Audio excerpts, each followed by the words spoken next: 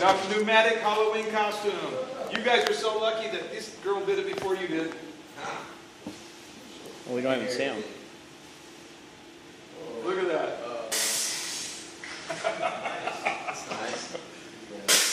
She obviously has a deranged pneumatic instructor father. If you guys enjoy it, I'll put up another video later of how they work and how you can build your own. And if you guys have any questions about them, just message me below. That's it. All right. Okay, that kicks Isn't that in. great? Y'all can do that now. She's probably, I bet you she's using a CO2 cartridge for that. She might be. She might be. Doesn't matter. Same thing. That's what I would use. All right. That's all I got for that today. You know, we got to get going, right? Okay, so first of all, any questions, specific questions at the moment about anything you want to talk about before we get into the general? My intention here is just kind of sweep through the year and go fast. And then, but if we get bogged down on something, I want you to be able to say, yeah, I'm a little unclear about this, so just... Any questions? I'm gonna go as fast as I can. Oh, okay, so the structure, the syllabus says the questions are 5 points apiece. Well, the truth is that they kind of average 5 points apiece. I decided to go a little more questions and at 3 points apiece, a couple of story problems, okay? You won't need books, please don't. You'll be book-free, note-free. There's one question there that may, if you want to use your calculator, you can. You won't have to, though. I'm tempted to say, no, just show me the formula. You won't need it. I mean, you won't need your calculator. Just leave everything on under your desk and you'll be fine.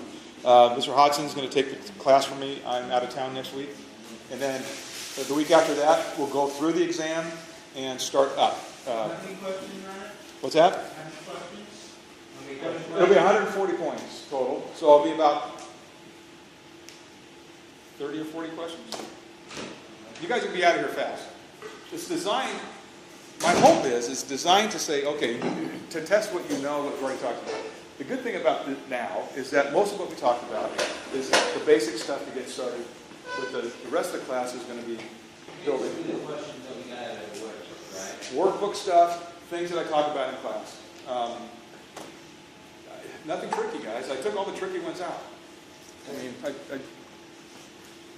you know, like I'm not going to say that the second law of thermodynamics is true or false. Is the conservation of energy.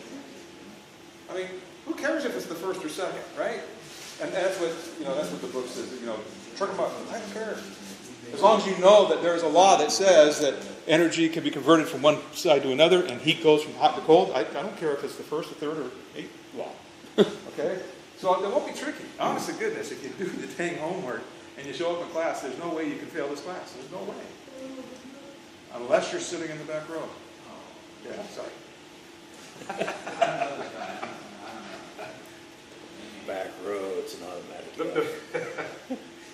I think it was Hudson that said, he said, I can already tell. He says, I can tell when I'm in class who's gonna get good grades and who's gonna not. I said, how do you know that? He says, because the first row is always the best. The second row is like the best between the best and the next best. And the third and fourth rows are like, you know, but sometimes the best and sometimes not. Intimidating, that's why we sit back here. What's that? Very intimidating. You're intimidating? Oh, yeah. Yeah, okay. Yeah. I'm that guy, yeah. So, pardon me, I am not... Okay, here we go. We go back to the Wayback Machine. We started here. And, geez, again.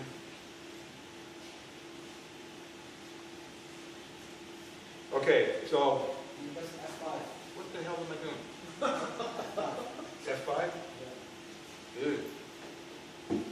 All right, so we started off with our intention. Our intention is to have you facile in basic pneumatic controls, including all of this stuff. The outcomes, I wanted to go through this with you real quick too. The intended outcomes was to explain the basic theories and principles of the heating and cooling system as a basis for the understanding and operating of pneumatic controls. That's what we've been doing. That's a big part of this. And explain the functions of the compressor and associated controls. Explain the purpose of pneumatic operators for the positioning of various valves and dampers. Explain the function of the controllers of the positioning for the control device. Okay. That is everything you've done so far. We only have 2 more things to do. And that's the rest of the class. Is illustrate the structure and function of a variety of thermostats and demonstrate the ability to adjust selected models. We're halfway through that. And then the next one is explain the principle of pneumatic sensor controller systems and demonstrate the ability to calculate temperature pressure changes and build a system and learn how to troubleshoot systems. So I'm taking the systems approach. I would say up to you guys are pretty well, like you kind of got the gist of all that, right? You have controllers, control devices, you have control mediums, you have your control agents, you have all of that stuff, all those things that Dampers, valves, thermostats, and yes, and as well as talking about the different kinds of fan systems in there. That's I was just talking to Rick. Yeah, if I had to design something in this curriculum, it would be getting involved right away with big commercial systems. You guys go up on the roof and you get to see heat pumps, right? But and over here is kind of okay, but it's not what we're dealing with at the moment. So anyway, so in your comments at the end of the year, say, hey, wouldn't it be great to have a multi-zone sitting here somewhere? Okay. Pneumatic control system, there it is. That is your basic pneumatic control system. If you can't draw that in your sleep, you're not in the right class. Okay? Same thing. we don't necessarily have to have the symbols correct, do we? As long as You don't we know have to what they have the are. symbols correct. But I tell you what, I might do something like this. You have a building that has 3 thermostats. Each one of those thermostats, the branch line goes to a valve. Each one of those valves also tees off to a high signal selector. Draw it. Okay? I might do something like that. And if anybody needs practice doing that, we can do it here and right now. Okay, I also promised at the end of the course we'd be able to read that and understand it. I can read that, I just hope I don't have to draw it. Okay, we talked about pneumatics, proportional, hazardous, simple to install, low cost. Okay, went through the fundamentals of comfort. Okay, temperature, ventilation, filtration, circulation, and humidity. Inside of those, you have humidity, dehumidify, humidify, and temperature, you have heating and cooling. Okay, ventilation is wet. Oh, and I added noise. That's not officially part of the thing, but when you're a troubleshooter, noise becomes an issue sometimes. People complain if there's a... Okay, filters are about catching the particulate matter in the air and help cleaning up the air from quality concerns. Humidity is the amount of, relative humidity is the amount of moisture in the air relative to the amount of moisture that it could hold. Okay, if it were saturated. If you have 30% relative humidity, it means it could be 70% higher before it starts coming out of the sky, condensing on your windows. Supply and return ductwork circulates air through the systems. Ventilation is the process of bringing fresh air into the system. Ventilation is the process of bringing fresh air into the system. The temperature is a measurement of the intensity of the heat. What is the measure of quantity of heat? Hit it. Quantity. You have intensity and you have a... Temperature is a measure of the intensity of the heat. Identity? What? Identity? I don't understand. Identity? Oh, you're talking about latent and... Nope. No, it's Nope. not that. The measure of the quantity of heat is BTUs. Yeah, quantity is BTUs, Okay. intensity is... This is why we go through the basics. Okay, we talk about converting from Celsius to Fahrenheit. Okay, this is in your book. You don't need to take pictures of it unless you really love it. Take it home, share it with your family, friends, kids. It's, if you can read the formula, you can do the exercise. And we did exercises on that. If you have any questions, please pop up now. Okay, converting Fahrenheit is 1.8 times Celsius plus 32, and converting Fahrenheit to Celsius it's Fahrenheit minus 32 divided by 1.8. So if I were to ask you to do this on a test question, either now or in a final or maybe a pop quiz, I might say, convert it over, do it. But what I'd like you to do is just, go through the motions of doing this part, and as soon as you get to the dividing one, that's good enough. You don't need a calculator. You can subtract 60 minus 32, right? No way. No, really, you all can do that, right? It's 28. So you will, I didn't mean to insult you, I was just telling you what Hodson was saying. Get mad at Hodson, not me. Okay, so those were a couple of examples, we went through it. Law of thermodynamics is, thermodynamics is science of thermal energy. Okay, dear Lord, okay. The law of conservation, energy can either be destroyed or created. It's transferred from one state to another. It's the first law. The second law is the heat goes from hot to cold. Always. Nobody absorbs cold. That would be interesting to see. Okay, a BTU is the amount of heat required to raise the temperature of a pound of water 1 degree. Basic stuff. How come the British got that? I don't know why the British won on that one. You know, That's all I wanted to know. that's all right. We still do foots and yards and stuff. We kind of got screwed on that though. My youngest son goes, we got really hosed on that because I mean, what's easier than saying I want a 10 millimeter, 5 millimeter, 4 millimeter wrench as opposed to I want 11/64ths. You know what? Anyway. Okay, heat is a measurement of the energy contained in the substance. Okay, we measure it with BTUs. Sensible heat is measured with a thermometer that can be sensed. Sensible heat can be sensed. Latent heat is what we're talking about. Latent heat is the temperature change, or the heat change, that you cannot sense. That's as you get 212 degree water, hotter and hotter. You know, you put more heat into 212 degree water. That's all latent heat, and pretty soon it starts to boil. Was it 972 BTUs later? Something like Okay, sensible heat. For example, if you heat 1 pound of water 1 degree, that's an example of sensible heat. Latent heat, you got 212 degree water that's not boiling, and then you add much more heat, and you get 212 degree water that is boiling at atmospheric pressure. We went through the explanation of the change of states. You can start with ice, you add latent heat, it's still ice, turn into water. Then you have water, still water, 180 BTUs later, it gets up to 212 degrees. And then you have to add 900 and some odd, 972? I think it's 970. 970 BTUs to get it to turn into steam. And then the same thing happens in reverse. That's why steam is a great heat medium, heat transfer medium. Okay, heat is transferred in 1 of 3 ways: conduction, convection, and radiation. Conduction is with you got molecule to molecule contact. Convection is when you have fluid flows, and radiation is electromagnetic energy. That's why you can feel a fire over there that's going that way. You can feel it on your face. That's radiation. Conduction is the hot poker or the hot rock. You put your hand on the hot rock. That's conduction. And convection is you feel the warm, smoky air around you when you get close to it. Okay, there you go. These are simple stuff. Another example. Pop quiz. What kind of heat transfer is this? Primary heat transfer. Conduction.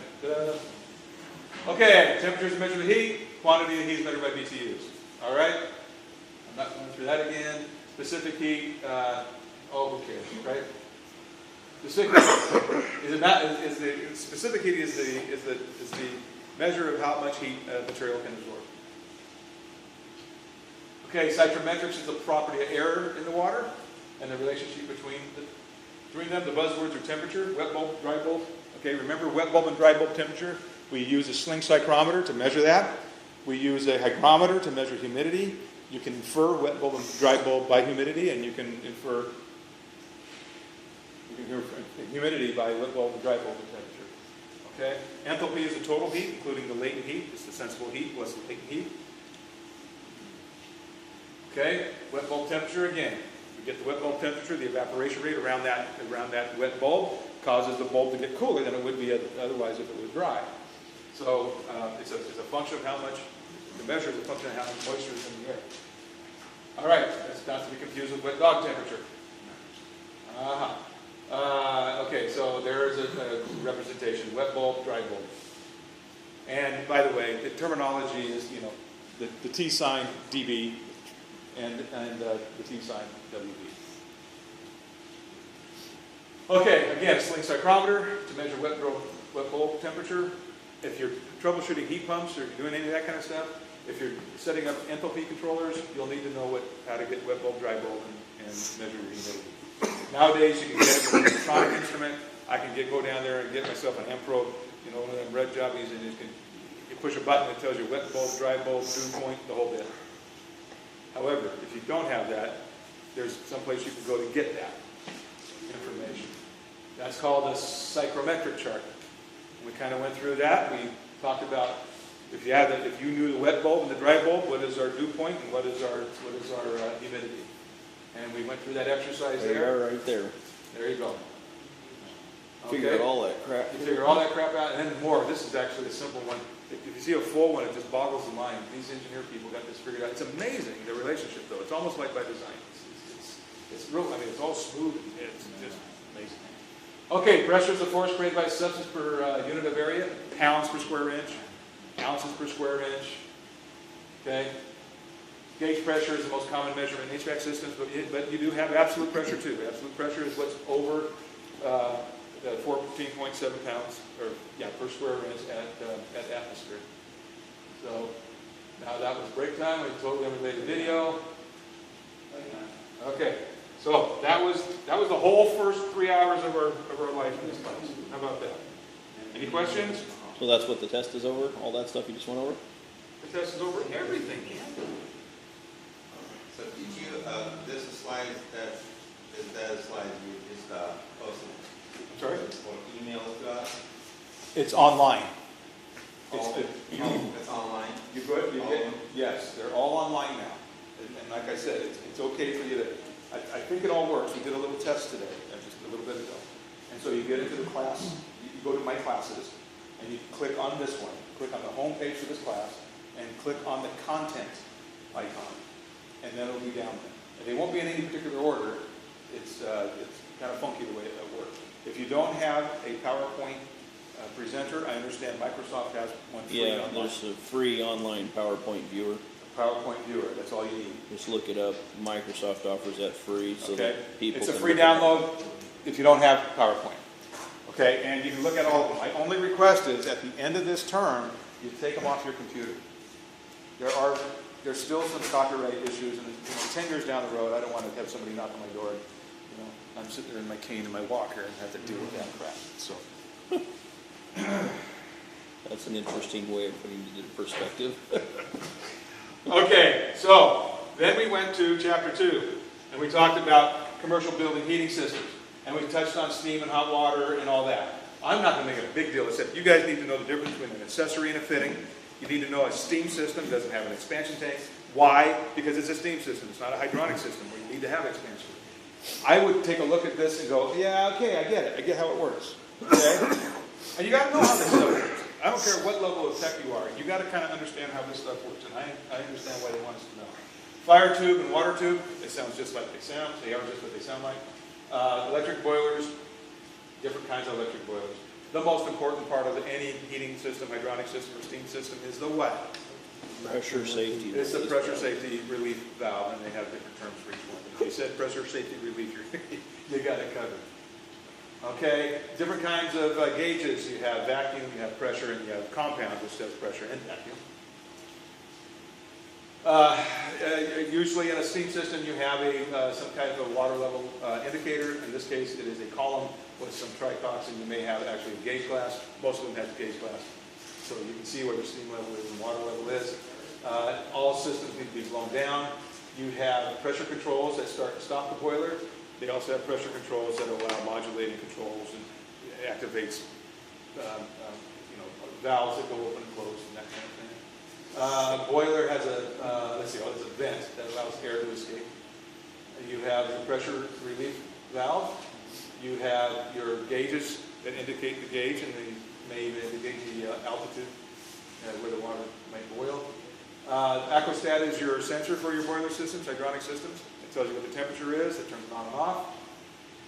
Common steam system accessories are, you have your steam traps, your water regulators, feed water pumps, perhaps a return tank. Hot water accessories, you have your compression tank and your circulating pumps and your pressure reducing valves. If it's not attached to the boiler itself, it's an accessory, usually. Then you have your fuel system, gas, oil, peat moss, whatever. The draft system is the system that allows air to go through the boiler at a proper rate in order to have a proper combustion. If you got birds in your chimney or baseball down the tube, on your high efficiency furnace, anything like that would screw it up. That's part of a draft system failure. Most of these power burners, these bigger burners, have power blowers on them that assist. They're either draft or reduced. And air-to-air heat pumps, where you get heat from outside. Rooftop package units, you guys have probably seen these before. It has everything in it: filters, coils, fans, and condensing unit. Installed one. Solar collectors are common. Electric heat relies on convection. You have radiant heat, relies on radiance. Okay? So, you do what you just did, chapter 2 in 15 seconds. Impressed? Yay! Nobody?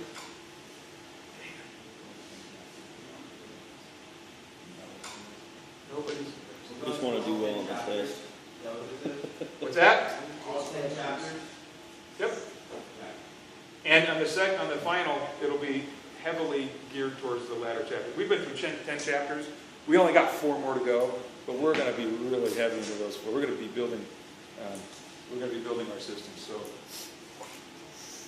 all of this is just background stuff. I mean, it's important stuff. Chapter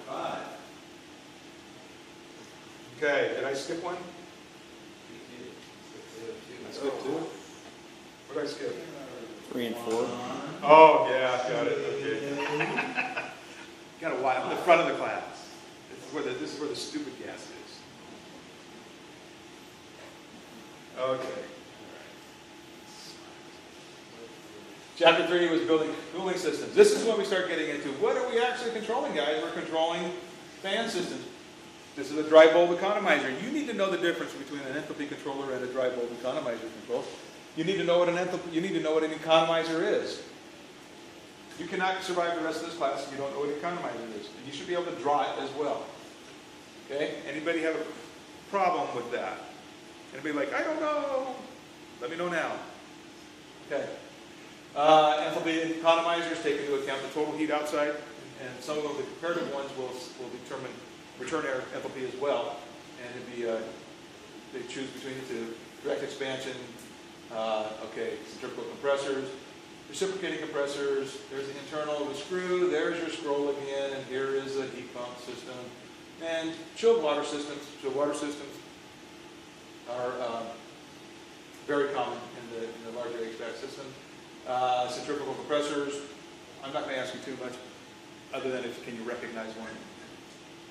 And there you go. Air-cooled condensers.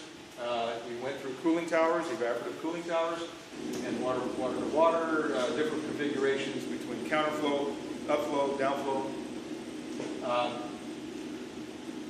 Counterflow is when the air goes up and the water goes down. Crossflow is when the air kind of goes sideways out the side and the water goes down.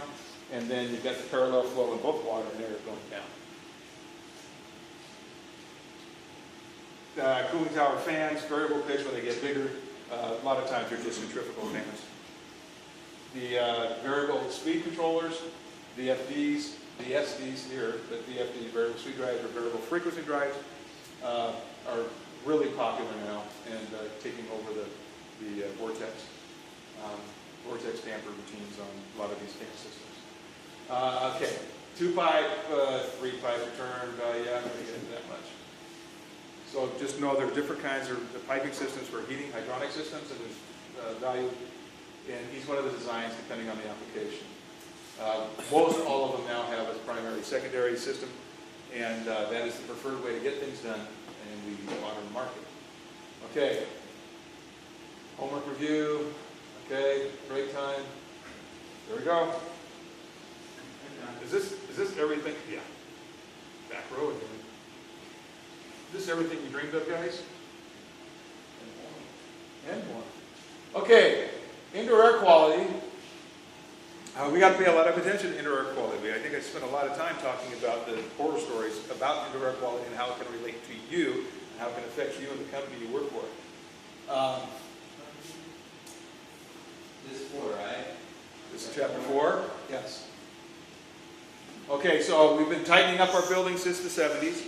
It was a big deal to start tightening up because of the energy crunch. The price of energy went up and it started getting scarce during the oil crunch, and people became really concerned about it. And so they started paying a lot of attention. It was one of those catastrophes that that we put our resources to and came up with solutions. One of the things that happened, though, as we buttoned up our buildings, we started to get really clear that indoor air quality becomes an issue when you got tight buildings. And so things like photocopiers and fax machines and people's deodorants and all that kind of stuff, we have to have a way to handle that. And in our business, it's our job to do that together with the cleaning, building maintenance people. There are different recommendations and regulations for different occupations. If it's a laboratory versus a school versus a corridor versus a bathroom. Okay, indoor air quality issues, anything, again, cooking odors or smog or viruses, bacteria. In your home, they're everywhere that we have to worry about, including radon in this part of the country. Sick building syndrome, we talked about the components that are part of the sick building syndrome, including odors and the symptoms of people coughing and that kind of thing, skin irritations. I think I brought up, I look for the canaries. I welcome the canaries, the people who say, hey, I'm not feeling so good today. Do you think it might be the building? Yay, you go to that person before that person tells somebody else, before that person tells somebody else, and pretty soon you have yourself sick building hysteria. And if you take care of it, you find something wrong. Let's say you find your CO2 dilution is at 1,500 or something. You can get yourself more outside air and you're the hero. Yay. This job is all about casual hero. That's a picture of somebody's duct they didn't take care of. There's a way to help that with different kinds of air filters. We'll be dealing with a lot of panel filters, and then you get into the higher efficiency bag filters and whatnot. Pay attention when you're picking out your filtration systems, both on pressure drop across a coil, across a filter, as well as, what are you trying to capture? If you're trying to capture bacteria, you're not going to do it with a filter in your furnace. Not a regular filter. You got to pay attention to what you're putting in. We talked about the MERV ratings on each of these filters. Each one has the efficiency that gets better the lower microns you get, and the higher MERV. Common contaminants, putting in a filter. Okay, the old axiom, the solution to pollution is dilution. It's, again, not totally true, but it does help address the issue if you start there. Okay, ventilation. Ventilation is introducing outside air. This sideways H pattern, you guys should be able to draw that. And you should be able to put the components in. Return air damper, exhaust air damper. Okay? Outside air damper. If two of them are closed, or if I say two of them are open, which one is closed? Okay? Again, same thing. This is a single zone, no what's the design flaw? No economizer on that one. This is just a single zone, total 100% outside air system. Remember the design flaw? The filter. Filters after the coils. Several other drawings are that way. In that There's chapter, another one right there. yeah, in that chapter, many of them are like that. Okay, this is a mixed air system. This is when you do have an economizer, and you are controlling for mixed air in this case. From here on out, we're going to be dealing with diagrams like this, and so be used to it, please. Centrifugal fans are a mainstay in business. You'll see a ton of them. There's different kinds of centrifugal. Just know you got the forward curve, backward curve, and radial. Okay, ductwork. Yeah, that's self-explanatory. Different kind of damper types. We talked about that today. We have cooling coils that can be DX or water like that one. Humidifiers add humidity into the air to help control the humidity above 30%, 30 to 50, something like that is the recommended in the winter time. Okay, we have recovery wheels, and they look like that. You get return air goes across the bottom. The heat is absorbed as it exhausts outside, and that outside air is coming back in, and that heat that was retained by the material in that heat wheel is now being released again into the supply air. It's an efficient way of exhausting a front load of air and getting the heat back again. These are very important distinctions: single zone, multi-zone, dual duct, terminal reheat, and induction. Okay, the top four are your most important. you probably won't see too many induction systems. Okay, single zone is just like it says, single zone. You have one zone, one thermostat, and it's controlling from that stat. Maybe has some central controls as well. This particular one has an economizer. All single zones do not have economizers, but most of them do. Anything over 410 rooftop has economizer. Okay, then you have multi-zone. You have a multi-zone is a single unit up on the roof or in the mechanical room. You have one fan, you have one heating coil, one cooling coil, and all the different zones are feeding off of those two coils on separate mixing dampers, with separate mixing dampers. Okay? Then we have that's a pictorial of the multi-zone. Okay, so you see you have a mixing damper, then that's what it looks like in real life. You see those two dampers up above, the top one's the cold deck, the bottom one's the hot deck, nope, other way around.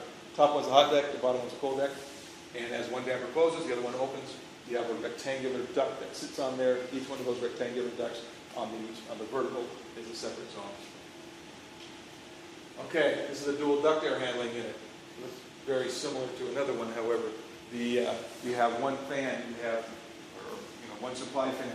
You have the hot deck and the cold deck, and then you go to your mixing dampers, and they're out in the space somewhere. They're out in the field, away from the fan unit itself. It's a pictorial of a dual duct system. Hot duct, cold duct gets mixed air, or gets mixed in the before it goes into the zones. There's a picture of what one might look like. You have two inlets and one outlet. It's a mixing box. This is another design of a mixing box. Each one is kind of like the graphic of that. Okay, so we talked about what's the difference between the dual duct and the multi-zone. Almost nothing. What's the difference? Well, in those pictures, nothing. But there is a difference. The difference, even though it's pictorially the same, the difference in the dual duct and the multi-zone is the multi-zone is the position of the mixing dampers. In a dual duct system, the dampers are out there in the field somewhere. So they're taking that hot deck, they're taking that cold deck, and putting them to each room, and then it's getting mixed up the room. Okay? That's really the only basic difference. I like multi-zones better simply because all the controls and everything is in one spot. Okay, terminal reheat. This is a terminal reheat with looks like some VAV going on. So basically, at these mixing dampers, you have some way to reheat that air. So let's say you have 55 degrees, because they want 55 degrees coming into the building. Each zone is able to adjust its own temperature a little bit with the terminal reheat. That could be hot water, steam, electric, any one of those. Induction. Basically, it uses the Venturi effect to draw air in from. It uses high velocity, high pressure air, and as it goes through this Venturi, it sucks air in from the building space across the heating coil. I don't know. Anybody have that in their buildings? It's there, and we won't be talking about troubleshooting or anything else. VAV systems, just like they sound, variable air volume. We've been through this several times. I just got word from Rick today that we may be able to get me a VAV box, so we can play with the VAV boxes here. And a couple of you I know have boxes in your buildings, and so that's a great thing. Even though it's a 1972 model of something, I told him I said, can I convert it? He goes, well, you got to take it apart? I go, yeah. Well, it already has electric controls on it. I go, I don't care. He goes, well, I'll see. So anyway, if you've seen him with that box, I'm going to try to get it from him. We're going to be playing around with some adjusting VAV boxes. So, VAV, just like it sounds, you have variable air volume. When you have variable air volume, if this one's closed off, and this one's closed off, but this one's open, what happens to the airflow? If you're going full tilt boogie coming out of this fan, you're going to have a wind tunnel. You're going to have a wind tunnel. You're going to start whistling air through these dampers. You're going to have, you may end up separating seams on your ductwork. We always control for static pressure on a VAV system of any size at all. Okay, so we control static pressure, and it's mostly constant static pressure. Okay, that's one way we determine that this is a faulty design because it's disconnected. But anyway, that's a vortex inlet guide thing. That's one way to control your static pressure in your duct. The other way is a variable frequency drive. That is way more common In fact, it's the only thing to put in the newer stuff as far as I know. Variable volume controls. Okay, so VAV controls. You have a differential pressure sensor that determines, it goes through a controller and determines the position of the damper to let you know how much air should come out. Most always that is informed by a thermostat signal. So the thermostat says we need more cooling. This thing says, okay, well, what's our pressure? Given that you have 14 pounds coming out of your thermostat, it determines, oh, well, we need 800 CFM and it puts you that. And these controls are really kind of cool that way. Okay. Okay. Components of the VAV. It's just a pictorial. Just give me an excuse. I like this one. This is multiple zone VAV. So each zone has their own VAV systems, and the control are served by a boiler, central boiler, and chiller plants. Okay. Talking about V drives. So we got variable speed drives in order to help maintain its particular static pressure in the building.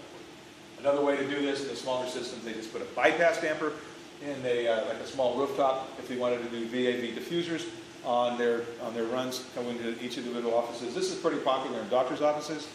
And then they have a bypass. If the static pressure gets a little bit too high in the supply, it just bypasses it back to the return. It's acceptable. You end up sometimes with too cold return air and too hot return air, but I guess physically, as far as static pressure goes, it works. What exactly from the slide do we have to remember? I'm sorry, say?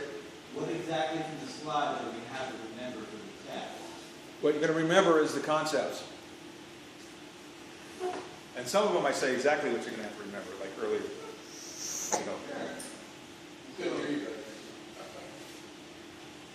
Okay, VAV, homework. Okay, that's it. We're making record time here. That was chapter 4, right? It was.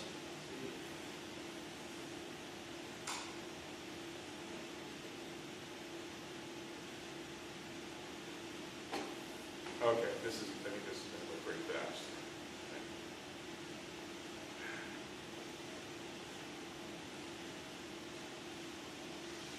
All right, chapter 5 is about energy sources, electric heating elements.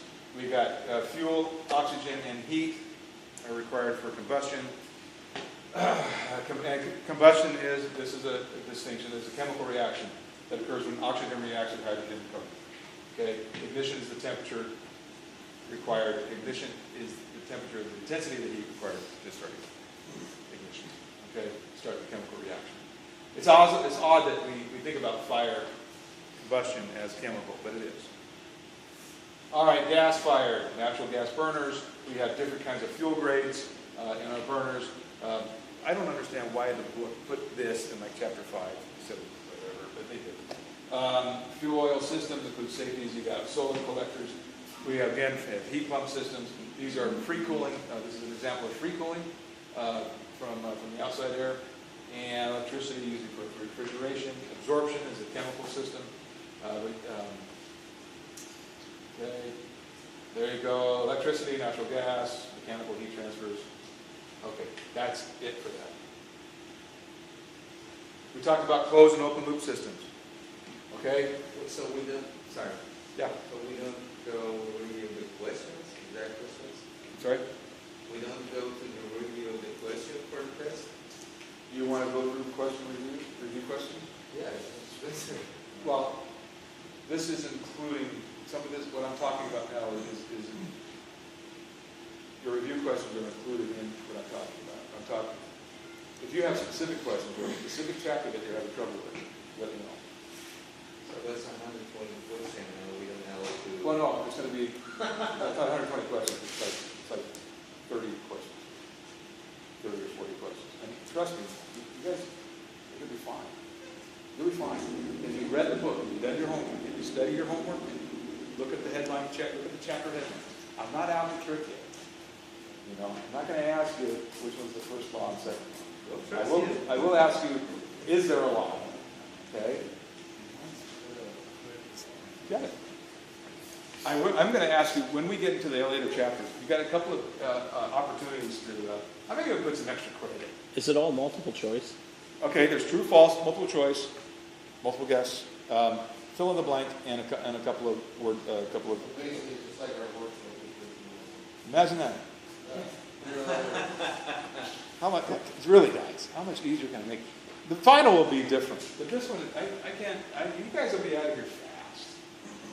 All right. Closed loop versus open loop systems. Closed loop systems have feedback. Open loop systems do not. Okay. Okay. Just a little. We started to get into thermostats, 3 chapters ahead of ourselves, and that's on purpose. We've got to get this stuff. Anyway, we have 2 pipe and 1 pipe thermostats. Okay, 1 pipe thermostat uses a restrictor T in order, and it bleeds off as it needs to in order to control the devices. A 2 pipe thermostat has a main and a branch. Okay, we've seen this before in your sleep, right? Okay. Actuators, 1 pipe, 2 pipe. Normally open versus normally closed. Okay, these are distinctions you will need. Normally open versus normally closed. In a pneumatic system, pneumatic controls, normally closed means, is the flow going through it or not? No flow. No, it's not going through. It's not electrical. It's not like electrical. Closed means it's closed. It's like a valve. It's closed. Spring range. Can you calculate a spring range? Yes. Do you know what a spring range is? If you know what a spring range is, you'll get the question right about spring ranges. You don't need notes to know that. The heating coil is 2 to 7 pounds. Now you may want to take note here that there are different spring ranges for a reason. You're staging your control. If you have one thermostat that says, okay, let's say it's a direct acting thermostat, and by the way, you need to know the difference between direct acting and reverse acting. So if you have a direct acting thermostat, and it's starting to close off at 7 pounds here, and now it's starting to open up at 9 pounds here, there's a reason why we have different spring ranges. And I think we were pretty clear on that. We did an exercise on actually testing the spring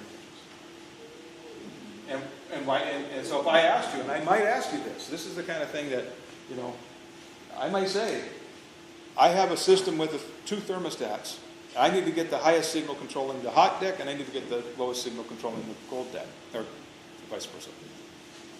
You guys should be able to draw that out for me. I don't need you to draw me pictures. A thermostat is a rectangle with a T in it. Your main supply is an M or an S in a circle. We should probably go through a few of those. Remind me before we get out of here. I'll show you. We'll just do some basic symbols. Okay, this is just putting the whole system together. We went through that. You know how one thermostat can kind of control everything. We went through this. We did a control system on the board. We started working on it. Okay? There we go. We're done with that. That's chapter 5. No way. Okay. That was classroom.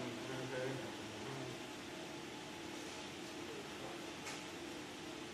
You guys want me to get into the later chapters, or this is good for you?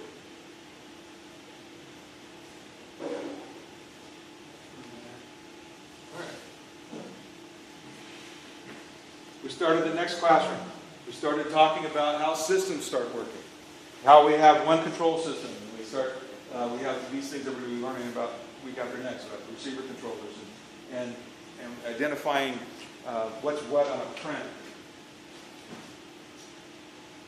Okay, we talked about inputs. We talked about your control and the final devices. Okay, we start getting our flow through. That's our flow put.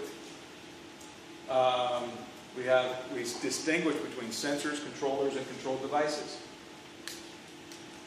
We were a little bit weak as a group on that distinction between sensors, controllers, and controlled devices. Okay? Sensors are just that. The controllers are what control, and the control devices are what gets controlled by the controller. Okay, typical 2-pipe thermostat. We started talking about transmitters. Transmitters are an integral part of our systems. We started talking about transmitter range versus transmitter span. Okay, transmitter range is the range that the transmitter is. The transmitter, If it's 0 to 100 degrees, that's the what? That's the range. What's the span? 100. If it's 50 to 100 degrees, what's the range? 50 to 100 degrees. 50 to 100 degrees. What's the span? 50. 50. Got it? And so we started looking at different kinds of sensors, different kinds of transmitters that have different kind of pressure outputs based on what it's designed to sense. So you have minus 25 to 125, 0 to 100, you know, all different kinds of moves. The basic understanding of this is becoming real useful next time we meet. The controller is a device that receives a signal from a sensor, compares it to a set point value, and sends an appropriate signal to a control device. That is a definition like of the thermostat. A wall thermostat or a duct thermostat does that. It's a sensor. It has its own sensor, and it compares a set point to its signal. Okay, another example of controllers. We're not playing with those yet. An example of a remote voltstat. Okay, control device is a device that regulates the flow of fluid. Fluid being air or water or steam to provide heating and air conditioning. That's a control device. There's your go. There you go. It's a valve actuator. Those are control devices. That's a pressure switch. You've played with those. Okay, control agents. Fluid that passes through a control device. This is a book distinction. I think there may be 1 or 2 questions about knowing what a controlled agent is versus a controlled fluid. Control agent is water, steam, refrigerant, air, cold air, antimatter. I said antimatter the first time. Nobody got it. Everybody's like, really? Star Trek. Antimatter. Okay, set point is your desired value. Control point is your actual value, and offset is the difference. See, if you know these distinctions, you don't need to worry about memorizing crap. This is part of what you have to know to go forward. So you set your thermostat at 72 degrees. If it's controlling at 74, you have an offset of 2 degrees. We had graphic representations. Okay, open loop is where you don't have any feedback. Timer on your dryer is a prime example. Closed loop is when you do have a measured output, and you get your feedback to your control device. Differential versus throttling range. Differential is for 2-position switching. Throttling range is used with modulating switching or modulating outputs. Okay. Differential is on at 2 pounds, off at 4 pounds. It's a 2-pound differential. Throttling range is what is the difference between, or what is the span when you go from full open to full close on a control device. Okay, examples. Okay, this is a critical thing to know. Okay, throttling range is the amount of change in the control variable expressed in engineering units. The amount of change, let's say in pounds or degrees, required to move the actuator from one end of the stroke to the other. That could be either a damper actuator or a valve actuator. Okay, this is an example. So if the valve goes fully closed at 13 pounds and fully open at 3 pounds, and all that happens within 4 degrees on the thermostat, then it's a 4-degree throttling range, which would translate into a 2-degree sensitivity. Proportional control, you get squiggly until you get settled. You get PID control. These are just, okay. Typical throttling ranges. Room thermostat is 4 degrees. Supply air temperature is 10 degrees. Water 20 degrees. You don't want to throttle. If you have a wrong throttling range, you end up hunting back and forth, and you don't get what you asked for. The proportional band is the percentage of the input signal required to change the output from 0 to 1, or 0 to 100, as a proportion of the total span of the sensor. So, for example, if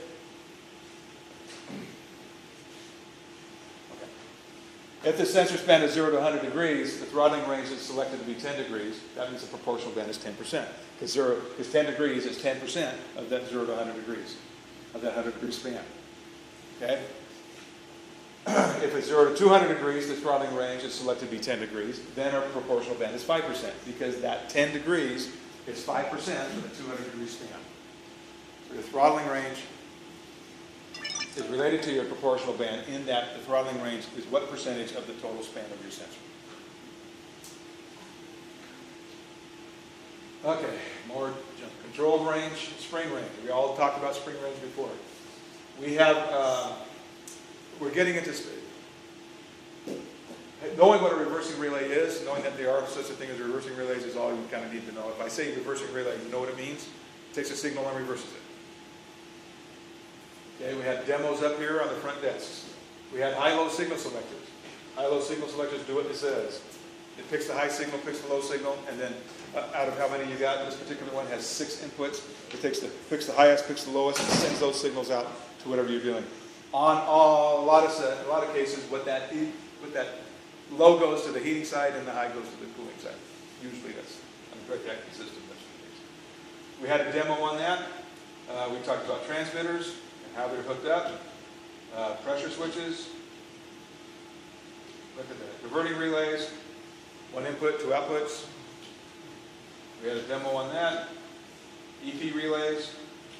EP relays are electromagnetic relays, and they are activated by electricity, and it switches pneumatic signals one place or the other. Okay, we went through that whole thing. Get good, get good. Get out of here.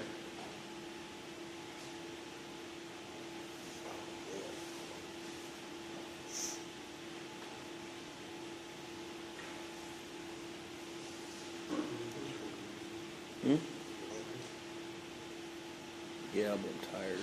Okay. Last classroom we talked about thermostats. Everybody remember? You got one Again, pipe and 2 pipe. 1 pipe and 2 pipe. We're going to be setting these up. We talked about how the simple, the single pipe action works. You just have a restricted airflow outside of the thermostat, and the flapper can be activated by the bimetal strip. It causes the flapper to go up and off, on and off the nozzle, which increases and decreases the branch line pressure. The 2 pipe, we've seen this 1,000 times. Please don't tell me you don't know what that is. And that's just a cutaway of it. If you want to get into it on the line, you can. It's kind of interesting how they work. All thermostats have, most all thermostats have commonalities. Most all of them have a bimetal element. Most all of them have a sensitivity slide or a sensitivity selector or a sensitivity adjuster. Sometimes on your thermostats it may say TR, which means throttling range. Sensitivity is the pounds per degree, and throttling range is what's your full stroke from one end to the next. Most of them have a thermometer either on the face of it or on the cover. All of them, most of them, all of them nowadays, but most of them in history have some kind of a test port you can use. They all have covers. They're all very kind of fragile, and we had exercise in calibrating them. All these thermostats are different, made by different manufacturers, and they all do exactly the same thing. Okay, we talked about thermostat calibration. First thing you do is, this is important that you know. First thing you do is determine the calibration pressure. Calibration pressure is determined. You take a look at all your hand devices, and you see what's the highest and what's the lowest, divided by 2. That's your calibration pressure. Almost always you would have staged items, either electric strip heaters, or you would have hot water, cold water. You would have a damper positioning, whatever. Somewhere in there you'd be able to determine what your high and low is. And in this case, you have a low of 3 and a high of 15. 3 plus 5 is 18. Divide that by 2, and your calibration pressure is what? 9. Okay, again, take your lowest, add it to your highest, divided by 2. That's your calibration pressure. That's the pressure you're going to calibrate your thermostat at. That's the exercise we did last time. Next thing you do is take a measure of your ambient temperature. If you can help it, don't use the bimetal strip that's on your thermostat. Get an electronic digital thermostat, much better. Then the next thing you do is move your dial, move your thermostat dial to the ambient room temperature. So you match your room temperature dial to your room temperature. Your dial to your room temperature. Now you know that you need to test your branch pressure to see if that matches your calibration branch pressure. If it does not, you need to adjust your branch pressure. So you test your branch pressure. Next step is to adjust your branch pressure, and after you have it adjusted to the calibration pressure, you adjust your thermostat to its final adjustment. I'm going to go through this one more time because it's important. First thing you do is determine your calibration pressure. Next thing you do is measure your room temperature. Next thing you do is you put your set point to that room temperature. The next thing you do is you test your branch pressure and see if it matches what it's supposed to be if it's at your calibration pressure. If it is not, you adjust it. Okay? And then move your set point. So what, that's 6 steps? Each one might be worth 2 points. I don't know. Sensitivity, again, is the PSI change in control air pressure for each degree of temperature change. Say back to the second slide. Yeah. This one? Okay. Good luck with that. Okay. Sensitivity is, most thermostats are set at 2.5 pounds per degree. That means over 4 degrees, you got your whole throttling range. You got your whole throttling range. You can adjust sensitivity. For right now, we're not playing with it. We're assuming that's good. But if you see something that you turn your dial, 4 degrees, and the output pressure is only like 1 pound or something, you may have a bum thermostat for somebody play with that sensitivity thing. And I'm going to blame Nace. He's not here. The first thing he did is go for that thing. What's this? Okay, we went through a couple of troubleshootings. All right. Let's do this one more time. If the temperature is 74 and it's set for 72 and you have 10 pounds of pressure, what's wrong? Tell you what, everybody, what is the pressure? The heating Calibration valve should be pressure. closed. What's the Too high. What's the calibration pressure? 3 to 8. What is it? 3 to 8. 3 to 8. Okay, that's your high to low. So you add those two together. 3 plus 8 is what? To the 11. 11. Divide that by 2. 5.5. Okay. So we are, let's see, if we were at Where 72 we're supposed to degrees, be. We're right where we're supposed to be. we're within a half a pound where we're supposed to be. Either the valve is stuck open, or the room is just too hot and there's no cooling. You could have caught it while it's still adjusting itself. Yeah. This one's okay. This one is 80 degrees, and the set thermostat is set for 72. Obviously something's wrong. You don't have to look at the spring ranges. That ain't working right. You don't have any air pressure. You don't have any air pressure coming out, so you need to calibrate that thermostat. Unless, of course, you have a massive leak, which is why you're not getting any pressure. Actually, that's a good point. If you had a massive leak down here, you'll never be able to calibrate that thermostat. One of the things you could do is take this off the wall and plug off the branch line if you're suspecting that there's a leak somewhere. And oftentimes on a pneumatic thermostat, you get your ear up to it, and you might be able to hear a tiny bit of hiss. But if you have a leak, you'll be able to hear it from 2 paces away. If you have a big leak, you can hear it from 10 paces away. And if you have a failed thermostat, you can hear it from, And the leak could be actually at the thermostat itself. Sometimes these things, you saw how they're connected on the back of the thermostat. Sometimes they just fall off. They just wear, especially the nylon stuff. No, not nylon. Could also be the Tylon stuff. heating valve, couldn't it? Totally. If the diaphragm was shot. Right.